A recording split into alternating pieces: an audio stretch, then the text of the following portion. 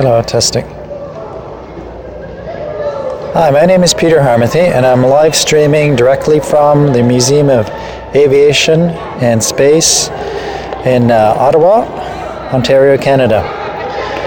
And I want to talk about another one of my most favorite aircraft. It's probably one of the most controversial aircraft in Canadian history.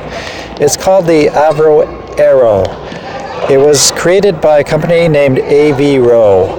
And Avro was one of the, I guess he was a founder of Avro Air Company. Is the third largest company in Canada, employing directly over 50,000 people. So the third largest company in Canada and among the 100 largest companies in the world. It produced a number of aircraft. This was his most famous and controversial one, the Arrow.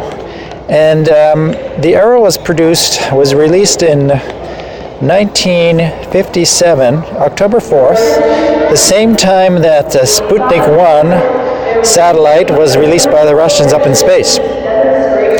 Now the Avro Arrow was at the time, this is like supreme Canadian engineering technology in the world, was the fastest aircraft on this planet, capable of achieving up to a 1.9 Mach speed, almost 2 Machs, Mach 2, which is twice the speed of sound, in an upward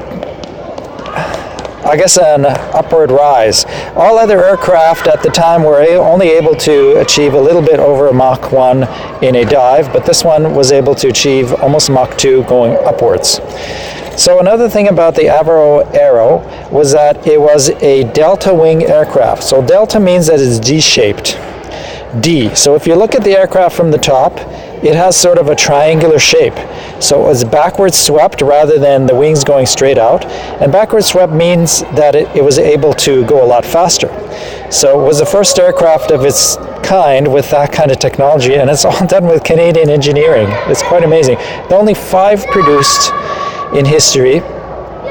And the sad thing is that the Canadian government, it's a John Diefenbaker government, which was a conservative government, came into power, and it got a lot of pressure from the Navy and from the Army, saying that too much money was spent on the aviation side of the military, and that a lot of taxpayers' money was being wasted on these kind of projects, which was a little bit silly, because really what you're dealing with is a conservative government complaining that the Liberal government before them was spending too much money. So of course, John Diefenbaker didn't get much sympathy from any Canadian with this money being spent on this aircraft, but we think that it was a little deeper than that. We think that why would Canada abandon a technology that was cutting edge, that was the best in the world, and these were interceptor aircraft capable, that were the best in the world at the time. Now, unfortunately, in 1959, John Diefenbaker mothballed the whole project. He canceled it. But not only did he cancel it, but he stopped the assembly line, the tooling area. He destroyed all the plans. He had the plans destroyed, and all 5 aircraft were taken to pieces. And this behind me is one of the few pieces that's left of the beautiful aircraft that we once produced. What's really interesting about the delta wing aircraft that the Avro Arrow pioneered was that even though it was mothballed in 1959, and the company that employed 50,000 people basically ended in 1962, mostly because of the stopping of the production line of this aircraft. But what was really truly amazing is that this technology was at the forefront of all airplane and aerospace engineering, because when you look at it, 20 years later, the space shuttle flew into orbit around the Earth, and the space shuttle had a delta wing. And I think that NASA actually the Americans didn't want this aircraft in existence, so they told our Prime Minister to stop it, and they probably stole a lot of our engineers, and they used them for NASA or other military purposes. So Canada wasn't able to produce the best technology in the world simply because other superpowers believed that we couldn't. Anyway, that's part of the controversy. But regardless, when you think of the Delta Wing aircraft and how the Space Shuttle kind of mocked or copied this kind of design, you wonder what really happened with the Avro Arrow. Anyway, so here we are. Here we have it. The cockpit, the nose part that's left of the Avro Arrow, the rest of it has been destroyed.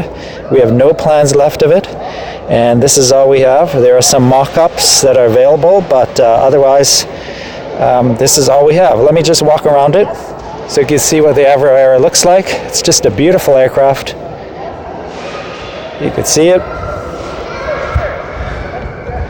Let me just go a little more that way, and you can see the Avro Arrow in all its beautiful glory.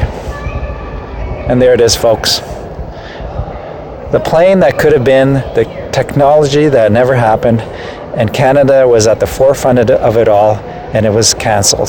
So it's one of the huge accomplishments and achievements of Canadian aviation, and the greatest disappointment when this project was cancelled. Anyway, that's the story in brief of the Avro Arrow. I hope you enjoyed it. I will have another talk about another aircraft, which is important in the history of aviation. So that's it for now. Hope you enjoyed it. If you'd like to subscribe to my channel, you could subscribe somewhere up there or down there. And if you'd like to share this video, you could share it with an arrow down there, up there. And enjoy my other shows. Bye now.